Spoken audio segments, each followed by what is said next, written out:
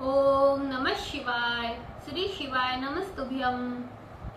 श्री आदिशक्ति पार्वती माताए नमः। श्री विघ्नेश्वराय नमः। श्री लक्ष्मी नारायणे नमः। श्री सरस्वती ब्रह्माय नमः। श्री सियारामे नमः। श्री रामदास हनुमाने नमः। श्री राधे श्यामे नमः। हे शिवजी, તમારી કૃપાથી હું આ શિવ પુરાણ વાંચી રહી છું અને મારી મમ્મી, બેન અને તમામ શ્રોતા શિવ પુરાણ સાંભળી રહ્યા છે। અમે બધા આ શિવ પુરાણનું જ્ઞાન પ્રાપ્ત કરી શકીએ એટલી શક્તિ પ્રદાન કરજો અને શિવ પુરાણનું તેજ સહી શકીએ એટલી ક્ષમતા પ્રદાન કરજો। હે વિઘ્નેશ્વર ગણપતિ બાપ્પા, તમે શિવ પુરાણના વંચનમાં આવતા તમામ વિઘ્ન હરજો। हे कृष्ण मनोहारिणी राधा जी, हे श्याम सुंदर, हे सिया राम जी, हे रामदास हनुमान जी, तमे शिव पुराण सांभळवा जरूर पधारजो अने मारा हृदयमां स्थान ग्रहण करजो। ओम नमः शिवाय। श्री शिवाय नमस्तुभ्यं। द्वितीय संहिता तृतीय अध्याय।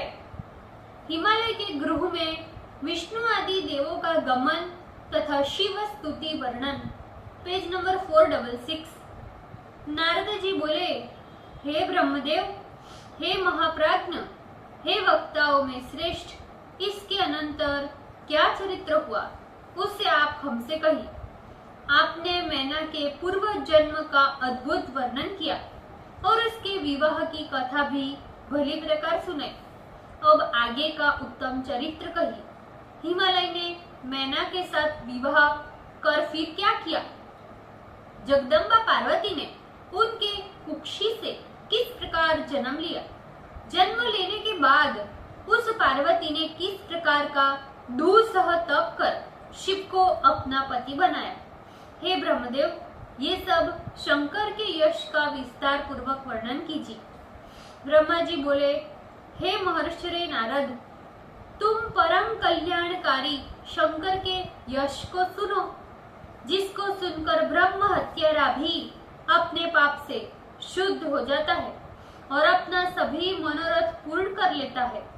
हे नारद, गिरिराज मैना को विवाहित कर जब अपने घर गए, उस समय तीनों लोकों में महान उत्सव संपन्न हुआ। हिमालय ने भी प्रसन्नता से परमोत्सव किया। उसने श्रद्धा पूर्वक ब्राह्मणों, बंधुजनों एवं अन्य अभ्यागतों का अर्चन किया। सभी ब्राह्मणों ने प्रसन्न मन से उन्हें आशीर्वाद दिया। अनंतर ब्राह्मण वर्ग तथा अन्य बंधु वर्ग अपने अपने स्थानों को चले गए। हिमालय भी प्रसन्न होकर अपने सुखदायक घर एवं अन्य स्थानों में तथा नंदनवन में विहार करने लगे।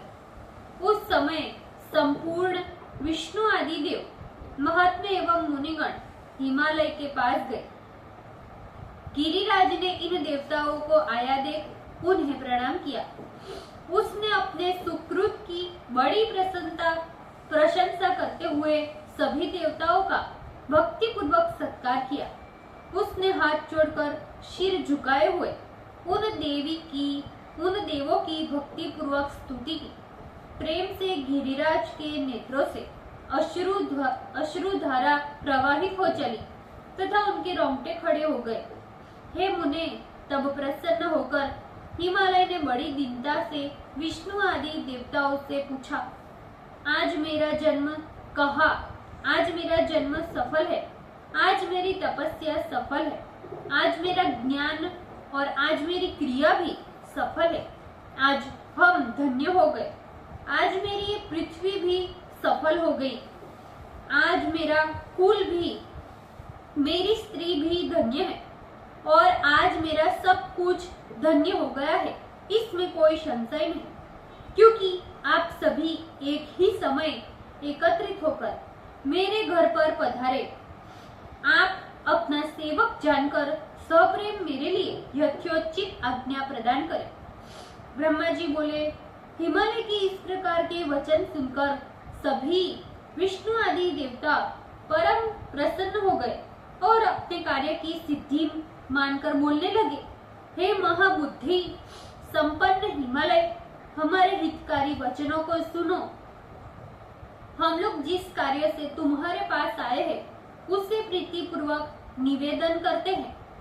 हे गिरिराज, पूर्व काल में जो जगदम्बा उमा दक्ष की कन्या के रूप में अवतरित हुई थी, जो रुद्र पत्नी होकर बहुत काल पर्यंत इस पृथ्वी पर रुद्र के साथ ही क्रीड़ा करती थी, पश्चात वही जगदम्बा अपने पिता से अनादृत होकर अपना प्राण स्मरण कर अपना वह शरीर छोड़ परम पद को प्राप्त हुई थी।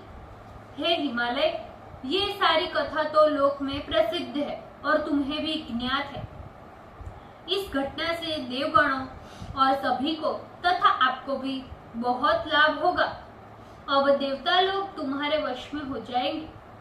ब्रह्मा जी बोले, इस प्रकार विष्णु आदि देवताओं के वचन सुन हिमालय ने न केवल आदर से किंतु बड़ी प्रसन्नता के साथ तथास्तु कहा। सभी देवगण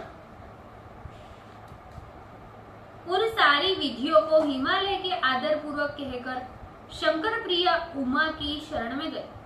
वे देवतागण उत्तम स्थान पर स्थित हो जगदम्बा को सम्मान पूर्वक प्रणाम कर उनका स्मरण करते हुए श्रद्धा के साथ उनकी स्तुति करने लगे। देवगण कहने लगे, हे देवी उमे, जगन्मात, हे शिवलोक निवासिनी, हे सदाशिव प्रिय दुर्गे, हे महेश्वरी, हम लोग तुम्हें प्रणाम करते हैं।